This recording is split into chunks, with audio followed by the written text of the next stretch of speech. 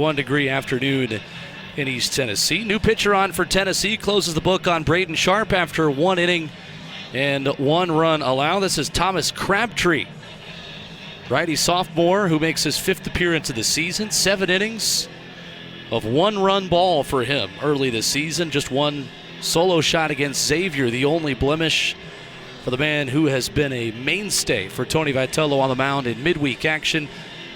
Gave Tennessee some length against West Georgia a week ago. Allowed 1 hit, no runs, and 3 1/3, striking out 3 of the 11 batters that he faced. And perhaps, Kaylin, a pitcher that could give Tennessee a couple of innings here in the middle frames. I definitely think that Crabtree is someone that Tennessee can look to in future games. He looked fantastic against West Georgia and in a tough spot. It was a close game, and so it was a little bit of pressure out there on the mound, and I thought he handled it very well.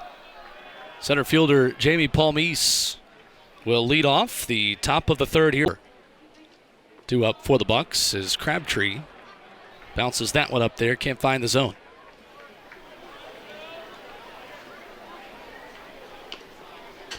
I imagine, Kaylin, that first midweek game after you go into SEC play has got to be a bit of an adjustment as Crabtree falls behind 3-0. Different, I would imagine, maybe than all of those non-conference games. You're in that groove, and then this first time you switch from SEC hitting back to non-conference hitting, got to be different. It's so different. The pitching is different. The hitters are different. The defense is different. Everything about it is different. But something you have to remember is, one, this is an opportunity to get some guys who probably aren't starting in those weekend games some innings. And also, to the guys who are starting, you can't take this game off. You have to stay mentally focused. You have to stay in it every single pitch. And, sometimes you see teams coming into midweek games and thinking, oh, this is going to be easy, and then it's not. So especially like this game already, tied 2-2, ETSU is really putting up a fight here. So Tennessee has to take this game just as serious as they do a game against Florida. Hard throw over to first from Crabtree, who loses Palmise on a 4-pitch walk. Talented right fielder Blake Jacklin standing in. And a couple of throws over from Crabtree back over to first. Palmise 8 steals on 9 attempts so far in the young season. And 3 throws right back to Dean Curley over there at first, who mans the first base bag from the first inning for the first time in his Tennessee career today. As Crabtree started off with 5 straight balls here.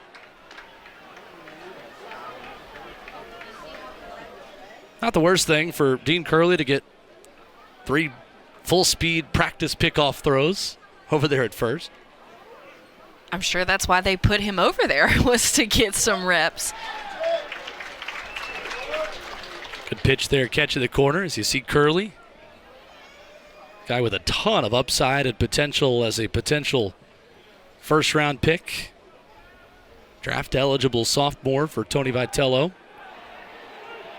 Closer throw that time from Crabtree as Palmise gets back in there safely.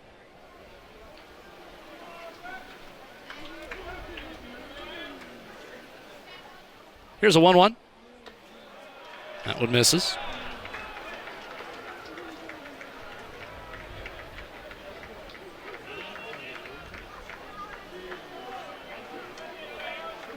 Blake Jacklin, second place batter, making his 10th start of the season today. Big cut, fouls that one back as Crabtree runs it even 2-2.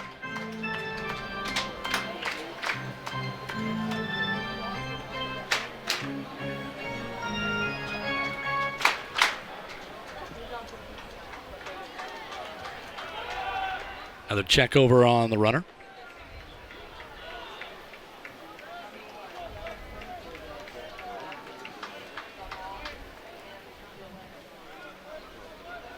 Two balls, 2 strikes, pitch home. Breaking ball misses. Crabtree in danger of 2 consecutive free passes to open up this 3rd frame. leading ETSU. Crabtree sporting his 1.23 ERA. Here against Miller, who extended his 6-game hitting streak to 7 with that single back in the first. Meanwhile, Crabtree is still focused on the runner, Jacklin. Not as much of a stolen base threat, Jacklin. He's just got 2 steals this year. As again, they check on him. Well, Dean Curley's got about 2 games worth of throws over to first now to get used to that. 1-2. Fouled back as Miller stays alive. What's impressed you about these ETSU hitters the first time through the lineup, seeing them? I think, one, the aggressiveness. They're definitely not afraid. The third-place batter, Miller, his 6th home run of the season, takes a high fastball over the porches.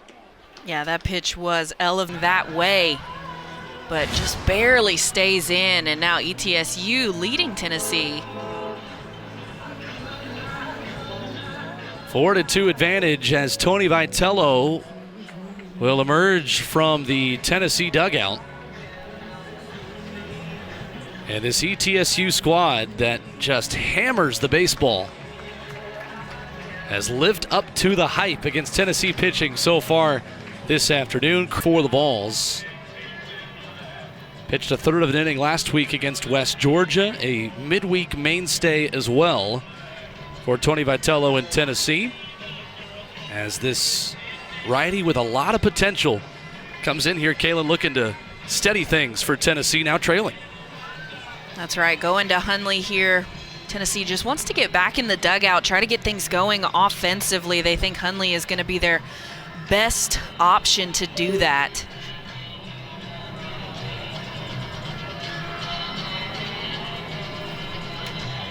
Sophomore coming in with a 386 earned run average. And really, it was just the one outing against Radford that inflates that ERA when he allowed 4 hits and 3 runs in an inning and 2/3. 7 innings for the righty from Middle Tennessee, 3 earned runs, 7 strikeouts, and just 2 walks. As Torres, who singled home a run in the first, fouls off the first pitch. Really, for Crabtree, it was the inability to find the strike zone that got him in trouble a little bit today. It was. He started off a little slow, had a couple of bad pitches getting him behind in the count, and then with that walk and eventually giving up that home run, it just wasn't a great start. Quickly 0-2. And Torres stays alive. We knew there would be home runs. It is only the 3rd inning, so settle in. But now 47 of them this season for an East Tennessee State team that is 6 behind Tennessee in that department and top 5 in the NCAA. As the 0-2 to Torres brushes him off the plate at 90 miles an hour. That'll wake you up.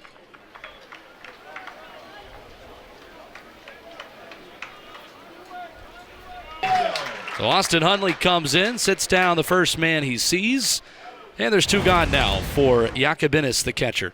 As a coach, as a teammate, that makes you feel so good. After what just happened, having your pitcher come in and immediately get the job done, and honestly, a strikeout, anything would have been good. Anything would have gotten that momentum back towards Tennessee, but any kind of out. But being able to get that strikeout, that's huge. J.D. Yakubinis, the catcher. Utility man, redshirt senior for ETSU with a 3-game hitting streak. He flew out to right his first time up back in the first. Jumps up and makes the catch. An excellent play by the man on the hot corner for Tennessee.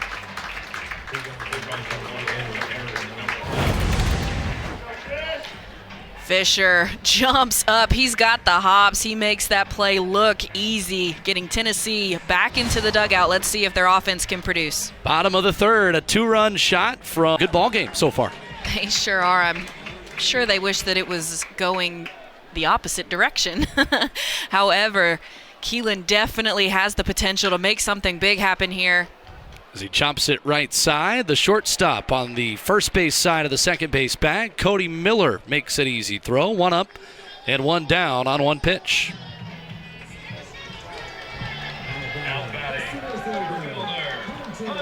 So Hunter Ensley will come up.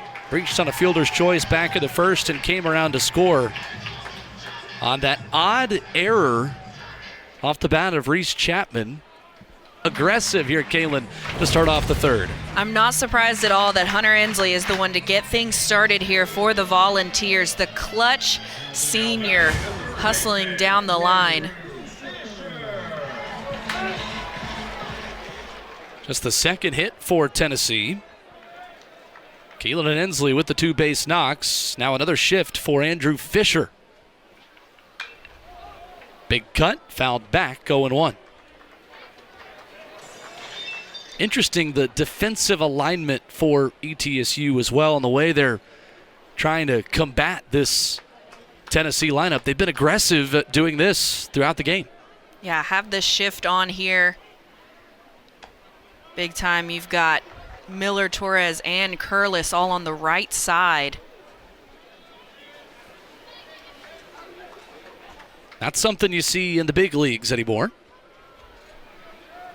Continues here in the college game as Fisher watches that one just miss on the outside corner. And with one swing of the bat, Andrew Fisher could tie this game here in the third for Tennessee. Not that time.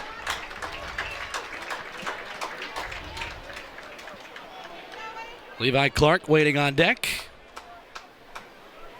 And the heart of this Tennessee order looking to do damage.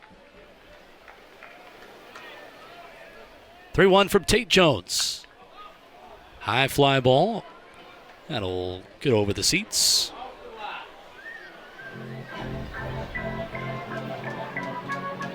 It's incredible. You look at this crowd at Lindsey Nelson Stadium. Certainly a crowd a lot of teams would love to have in a weekend game against a top 10 team. Knoxville faithful showing a standing catch. Racing back to first is Ensley, but a tip of the cap to the ETSU center fielder who robs Andrew Fisher of extra bases.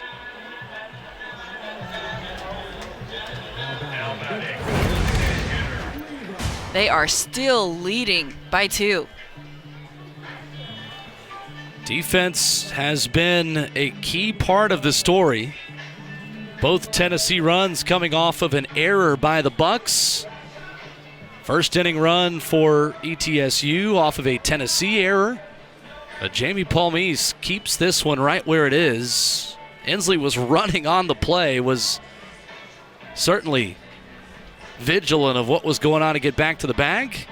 But the Bucks will call upon a new pitcher taking out Tate Jones. We'll tell you who is on the mound for ETSU when we come back.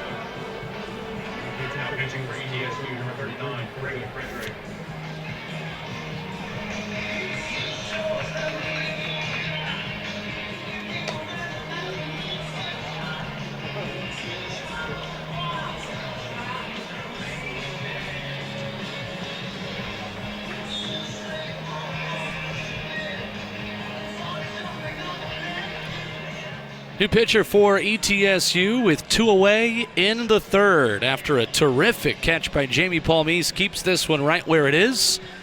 A terrific righty will come in for the Bucks.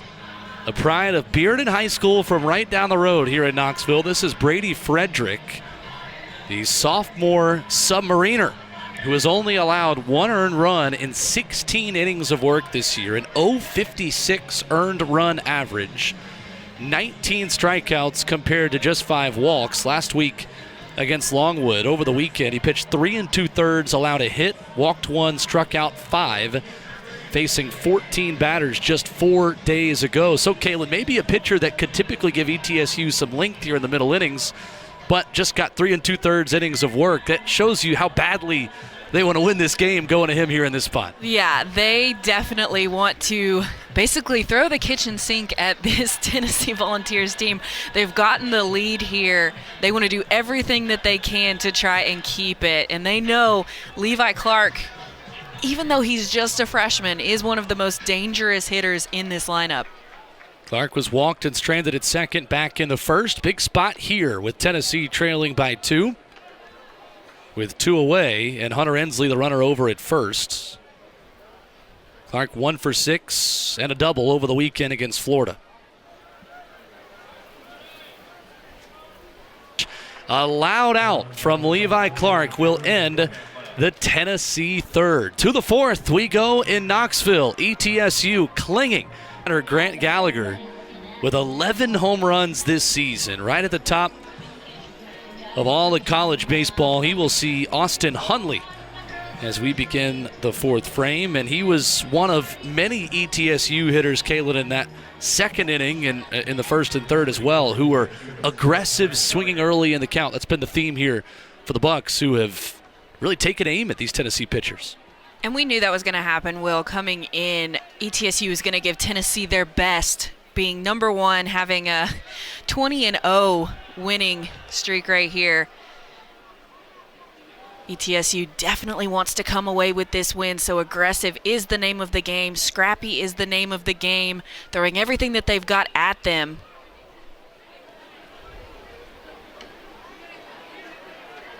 Hard hit ball right by the third base coach. 1-1 quickly to Gallagher.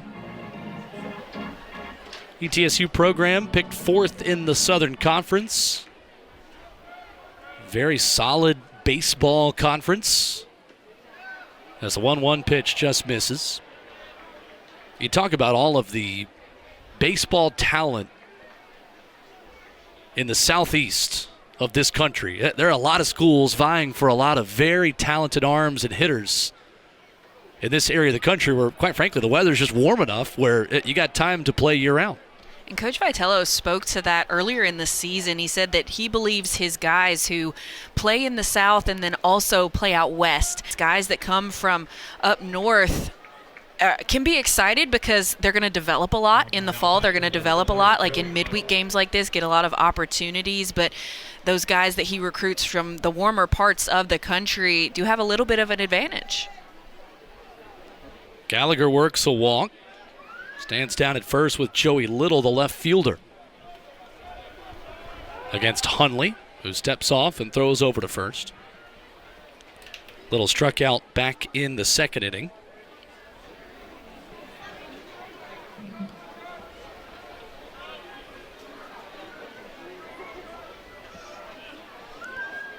First pitch home. Got him. And Little, brushed by this one, will jog on down to first. First 2 men on for ETSU here in the fourth. This is really not what you want if you're Tennessee in this situation. Runners in scoring position here for the Bucks, and Curlis stepping back up to the plate. And Tony Vitello, just a moment ago, stepped out of the dugout, raised both hands to his head like he wanted to review if that ball actually hit him, and then it's almost like with his hands halfway up to his head, threw him back, shrugged and changed his mind and walked back as the home plate umpire, which is Aaron Davis this afternoon, goes to talk with the Tennessee head coach, who now will go get his pitcher, Hundley. So a quick walk and a hit by pitch puts 2 on and nobody out for Tristan Curlis, who will face a new pitcher when we come back here tonight from Knoxville.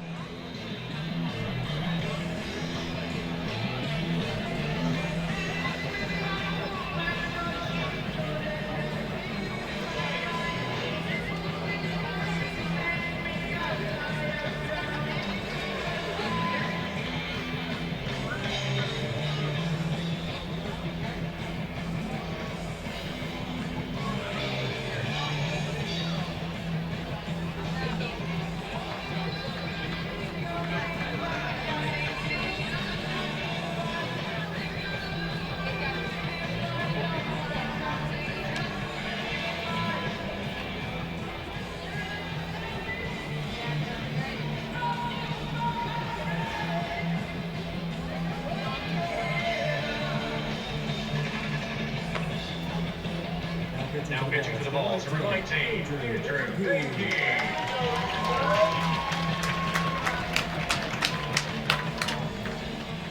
New pitcher for Tennessee entering in a tough spot here in the top of the fourth inning. 2 on, nobody out. And welcome back to the mound, Andrew Banky, getting an opportunity to make his return. First outing since February the 16th as he comes in with a lot of pressure and a big role expected as he gets back to full strength this season. Only gone 1 inning this year against Hofstra, right at that first weekend series of the year, just allowed 1 hit and struck out 1 as well. But Caitlin, this is a really important arm for Tony Vitello, who he really wants to get back to a full workload, and good to see him back out there today. It's great to see him back out there. It's always tough when you're struggling with an injury, trying to come back from something like that mentally and physically. Good to see him out there. Played a big role last year for Tennessee. Somebody that they want to be able to rely on, I'm sure, this season as well.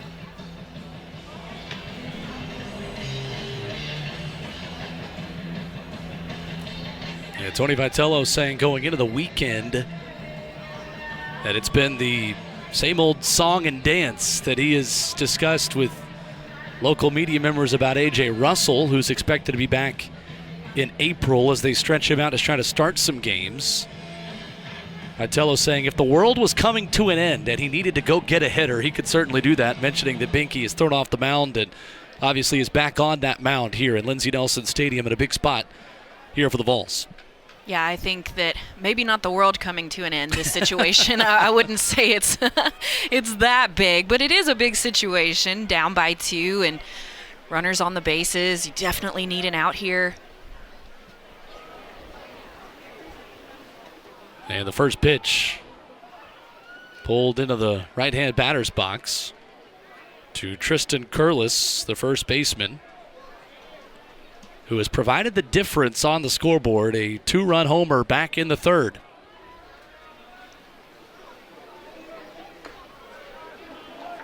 As that one misses. Or excuse me, that was Miller with the 2-run homer back in the third. Curlis with the bomb in the second. Yeah, he hit the solo shot off the That's light right. pole.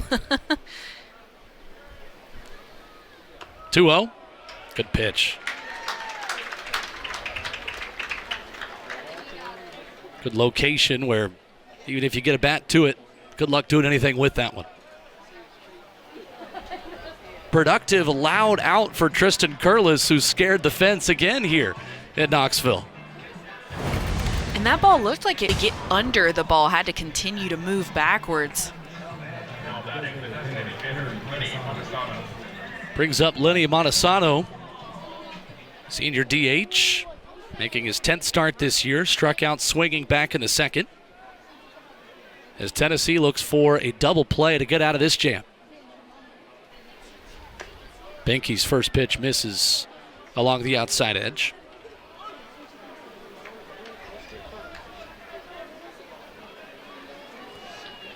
'51st game between Tennessee and ETSU here in Knoxville. Tennessee has won 40 of those 50 matchups. And really, you think about, Kaylin, some of the strengths of this Tennessee team. Think about their record in non-conference, 137-23 since the start of 2019 against non-conference teams.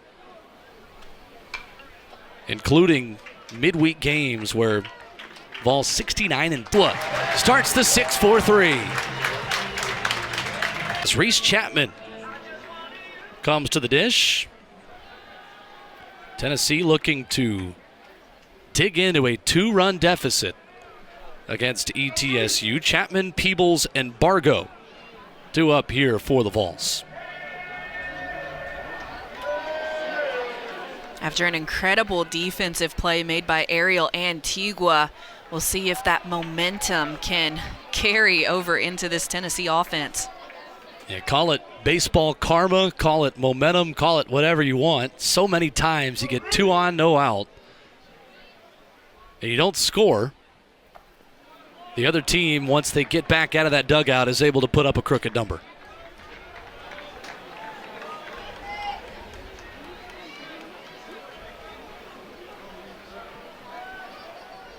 One-two to Reese Chapman.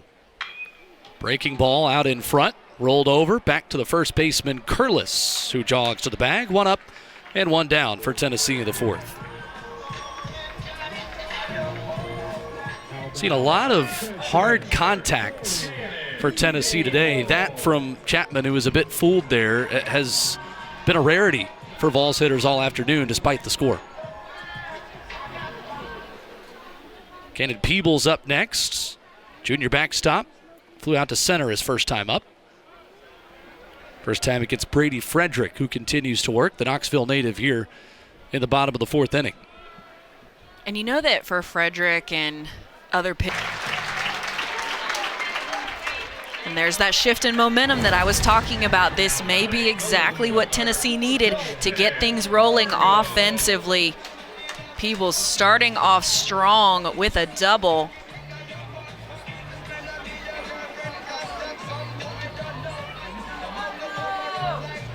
So Dalton Bargo has a chance to knock him in and cut into this lead.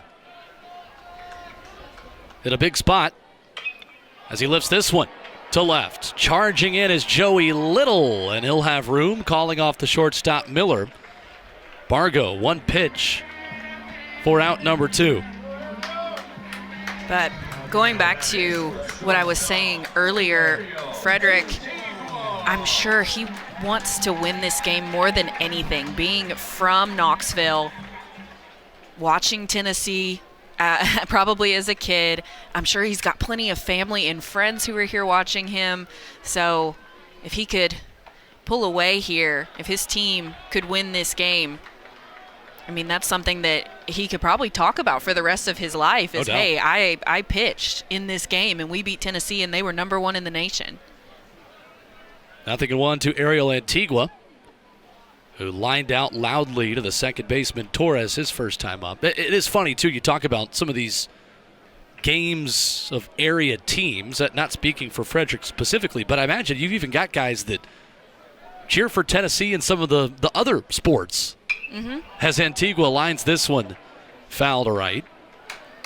Not uncommon to have a pitcher in a area school who might even be a Tennessee football fan, Tennessee basketball fan, right? Right, like who cheer for the state school in other sports, for sure.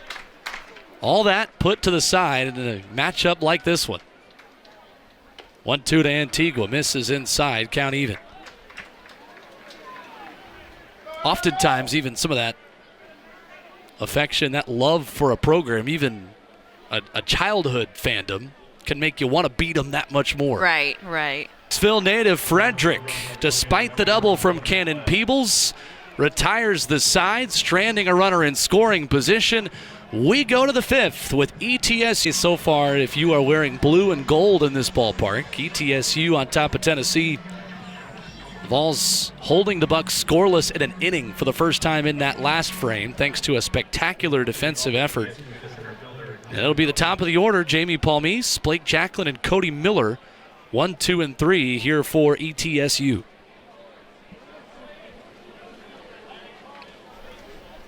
As Andrew Benke offers, first pitch swinging to Fisher, over to Curley, 1 up and 1 down. I think Tennessee might have found something over there at first base with Dean Curley? You know, I think that he has looked really good over there, actually. I think that that's definitely a possibility, someone that I'm sure they want to get him a few more opportunities over there before anything is solidified, but I think that it just shows the versatility of Curley and what he's able to do. I mean, we've seen him also at shortstop. He's been in a lot of different positions, and that just makes him even more valuable as a player. He's finished a number of games. ETSU a one-out runner. You don't get any more textbook than that bunt down third baseline. Seeing that Fisher is playing back, Banky has to go make that play. He's a lefty. He's got to turn his entire body around to make the throw to first. Really, really great baseball IQ play there. Yeah, falling off the first base side of the mound, Andrew Banky. Still a terrific effort to make that play as close as it was against the very speedy Blake Jacklin. But this has been the danger man for ETSU. Cody Miller singled and came around to score after an error in the first and a 2-run home run in the third to give ETSU the lead you see on the scoreboard. Good pitch there from Banky. Catches a corner 1-1.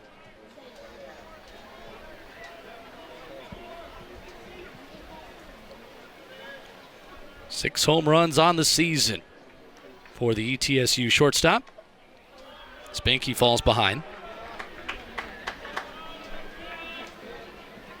You think about both of these teams, and if you are a pitcher for ETSU or for Tennessee, the headlines may go to the hitting. These are two really good pitching staffs as well, as that one reaches the seats and nearly reaches the press box up here. And Kalen Arnold was about to find out just how unathletic I really am. I would have saved you. Don't worry. 100%. 100%. But Tennessee, of course, leading the nation in ERA. Blake Jacklin, the running game, putting ETSU with a bunt and a steal in scoring position. Yeah, fantastic jump there by Jacklin. The throw just a little too early, I think, and it looks like Keelan maybe got cleated there.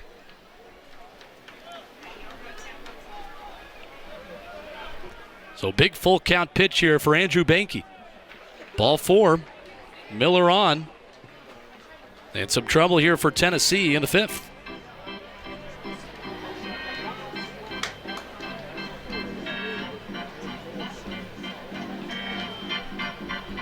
So incredible how an infield hit and a bunt can totally change an inning. Banky with a quick out against Paul Meese on just one pitch. And now all of a sudden, in a tough spot. Cooper Torres the batter. Big cut and a miss. Throw back to first as Peebles, with Curley not on the bag, nearly threw that one into right field. Yeah, great job by Curley keeping that ball in front. But like you said, we've seen a lot of different offensive strategies so far from ETSU. We've seen the small ball, we've seen the speed and the steals and running down to first, and then we've also seen the power. We've seen the power from a few home runs. So they're finding a lot of different ways to put pressure on this Tennessee team. Torres had an RBI single to give ETSU its first lead of the afternoon back in the first. Struck out looking against Austin Hundley in the third. 1-1 fouled back. Good pitch there from Banky up in the zone to get ahead.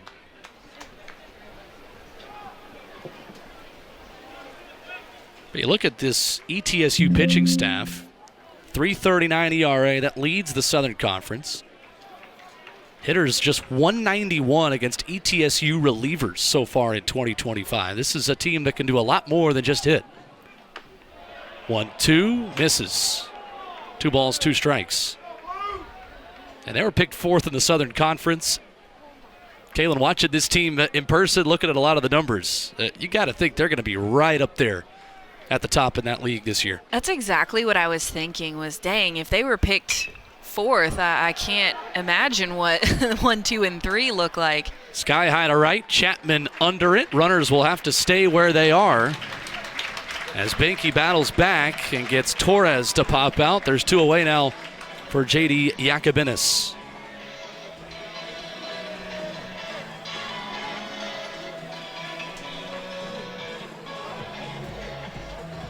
Certainly the kind of challenge that Tennessee could get to begin a regional in the NCAA tournament, or, as we saw last year, in a super regional with an Evansville team. Right.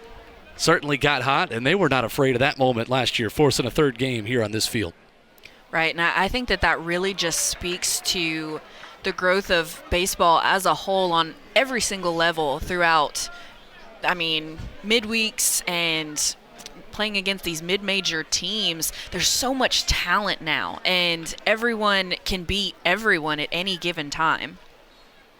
1-0 to Yakubinis, catches the edge for a strike. It is an ETSU lineup that is all juniors and seniors with the exception of its leadoff batter, Jamie Palmise.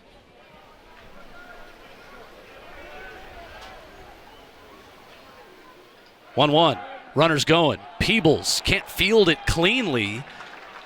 Stolen base again for Jacklin and for Miller, who got huge jumps with Tennessee just keeping the infield back as you take a look at where they were right when Peebles even got that baseball. This goes right back to what I said earlier. ETSU just finding different ways to put pressure on this Tennessee team. Stranded in scoring position for the Bucks. Tennessee needing the bats to wake up after 3 straight zeros on their side of the scoreboard. The Vols is certainly used to coming back and still with late inning magic, erasing deficits and turning them into wins. Right, there's still a lot of baseball to play, so Tennessee has plenty of opportunities to still make something happen here. It'll be the top of the order, Curley, Keelan, and Ensley. And a nice first pitch winged in there at 84 miles per hour for strike 1. Curley flew out to center his first time, grounded out to short in the second. 0 for 2 today. Good breaking pitch, just misses. That difficult arm angle, a big adjustment for Tennessee hitters, especially from this right side. We've spoken to how ETSU is just trying to do everything that they can to win this game, putting in Frederick, one of those strategies. He's done well against these Tennessee hitters.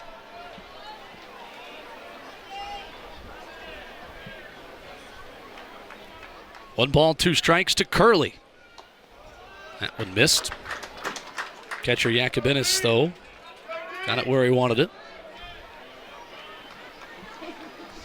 See what Frederick is setting up here at 2-2. Second strikeout for Frederick. Curley 0 for 3. Brings up Gavin Keelan with 1 away. Now batting number 6, Gavin. Curley having a very uncharacteristic day today, 0 for 3. Not something that you see often. Righty against lefty, Keelan. Watches a fastball in there for a strike. I wonder how much the thought process, the energy you put into playing. That now potentially starting something up for Tennessee. Let's see if the rest of the hitters can follow and get hot. Keelan, the first Tennessee batter to double-digit home runs this season. Number 10 already, RBI number 25. As Hunter Ensley, little cue shot, right side. Curless, underhand toss, covering the bag is Frederick, 2 away. And a nice job by Brady Frederick to bounce back and quiet this Tennessee crowd that had gotten as loud as it's been all afternoon. Yeah, I mean, just what that does to you as a pitcher, I can speak to when that crowd is just so loud, and it just, you've got to do everything that you can to try and stay focused on your game and not allow what's happening. That one got Andrew Fisher hit by a pitch for a second time today. He will jog on down to first and give Tennessee a 2-out base runner. Well, now that crowd's going to get up again, isn't it? Oh, yeah. This is a big moment here. I mean, that solo shot was great, but it was just... And home plate umpire Aaron Davis knew that would hit Fisher right away. Here's Levi Clark, righty on righty. Second time that Clark will see Frederick. He flew out to right. First time up in the third. Kayla, I imagine with the difficult arm slot, bit of a different look. It's certainly a big advantage having already seen him once today. It is, and that's why I was wondering if ETSU was going to keep him in. We've seen them consistently change pitchers after one time through the lineup, so I thought maybe we would see that with Clark, but no, it looks like they're going to stick with Frederick. Clark ahead 2-0. And Fisher dives back in. 6 home runs for Levi Clark, who today has walked and flown out. Ball's 0 for 7 this afternoon with runners on base. 2-0, big cut and a miss. As Clark will look back at Aaron Davis and ask if that was a strike.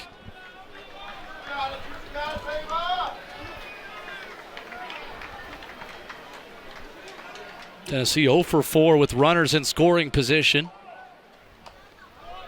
Good pitch there. Crowd doesn't like it. Count is even. And that is such a difficult pitch to judge because of that arm angle. It's starting low and then has a little bit of a rise to it, finishing in the zone. 2-2. That one misses. Full count, 2 away. Fisher can get a head start over at first with the fantastic freshman Clark looking to drive him in. Third strikeout of the day for Brady Frederick as the former Bearden Bulldog